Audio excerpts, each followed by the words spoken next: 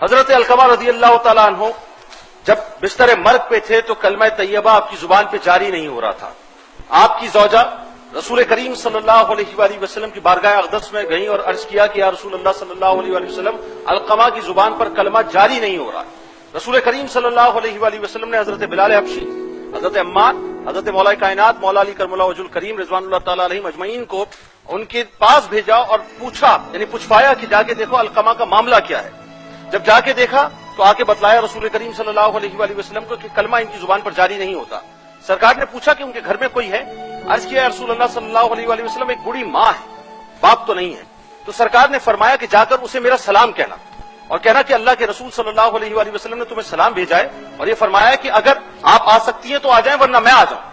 اس بوڑھی عورت نے جب سنا کہ رسول کریم صلی اللہ علیہ وآلہ وسلم نے سلام بھیجا ہے تو وہ چل نہیں سکتی تھی، لیکن فرط عقیدت اور محبت میں کھڑی ہو گئی اور سرکار کی بارگاہ میں گئی اور عرض کیا رسول اللہ صلی اللہ علیہ وآلہ وسلم آپ نے مجھے طلب کیا، میں حاضر ہوں، میری جان آپ پر قربان فرمائیے، کیا فرمانا چاہتے ہیں؟ فرمایا کہ تم مجھے بتاؤ علقمہ کا معاملہ کیا تھا، وہ کرتا کیا تھا؟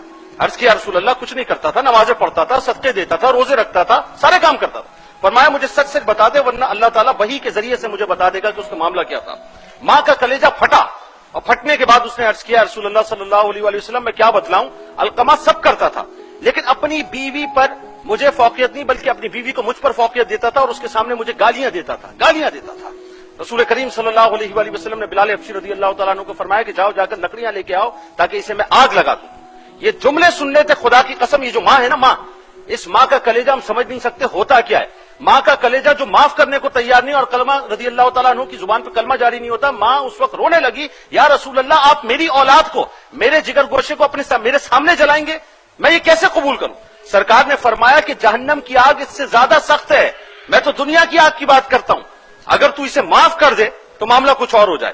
خدا کی قسم ماں کی ممتا پر قربان جائیے کہ اللہ اپنی محبت کی مثال ماؤں کی محبت پہ رکھ کے دیتا ہے کہ میں ماؤں سے 70 گنا زیادہ چاہتا ہوں. اس ماں کا کلیجہ پھٹ گیا، اس نے عرض کیا رسول اللہ صلی اللہ علیہ وآلہ وسلم میں علقمہ کو جہنم کی نار میں نہیں جھونکنے دوں گی، میں نے اسے معاف کیا.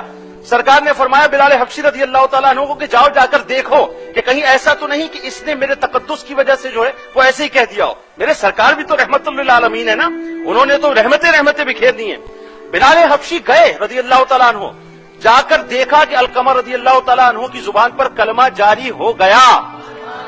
آپ نے بآواز بلند فرمایا کہ علقمہ اپنی بیوی کو اپنی ماں پر فوقیت دیتے تھے جس کی وجہ سے ان کی زبان پر کلمہ جاری نہیں ہو رہا تھا، اور جب ماں نے معاف کر دیا تو اللہ نے ان کی زبان پر کلمہ جاری کر دیا.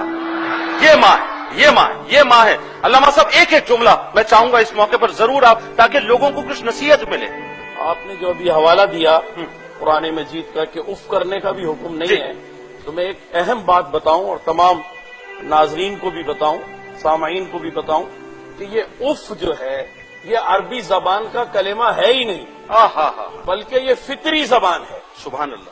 اور اللہ تبارک و تعالی نے یہ جو فرمایا کہ اف نہ کیا جائے، مطلب یہ کہ انتہائی کسی ضرورت کے تحت اگر کوئی شخص جیسے گھر سے نکل رہا ہے، فرض کیجئے صبح اپنے دفتر جا رہا ہے، گاڑی کی چابی اس کی انگلی میں ہے، ناچ رہی ہے اور وہ نکل رہا ہے، اور اب وہ گھر سے جیسے ہی نکلتا ہے سب سے بات ہو چکی ہے، میٹنگ کی معاملات طے ہو چکے ہیں، گاڑی سٹارٹ بھی کر لی اس نے، اور ماں آواز دے دے اس وقت کہ بیٹا میری بات سن لو، تو اب اس وقت تو وہ اف بولے گا ہی نا کہ اف اس وقت مجھے آواز دی ہے کہ میں نے 10 منٹ بعد دفتر پہنچنا ہے، میرے میٹنگز کے معاملات ہیں، میں نے فلاں جگہ سے پیسے وصول کرنے ہیں، یہ سب کام ہے. تو اللہ تبارک و تعالی نے یہ فرمایا کہ کسی بھی حال میں اف نہیں کہنا ہے. کرنا کیا چاہیے؟ وہ فوراً ڈرائیونگ سیٹ چھوڑ کر کے باہر نکلے، ماں کے پاس آ کر کے بیٹھ جائے اور کہے کہ سارے دنیا کے کام آپ کی خاطر قربان. آپ بتائیے کہ کیا؟ سبحان اللہ سبحان اللہ. ڈاکٹر صاحب ایک جملہ، بریک پہ جانا ہے، سحری کا وقت ہو گیا، ایک جملہ. حدیث میں ہے حضور اکرم نے فرمایا کہ سب سے چھوٹا کلمہ ناگواری کے لیے جو ممکن ہے وہ ہے اف. 2 لفظ ہیں. اگر اس سے چھوٹا کلمہ بھی کوئی ہوتا تو اللہ اس کو بھی ماں کے سامنے کہنا حرام قرار دے. سبحان اللہ سبحان اللہ سبحان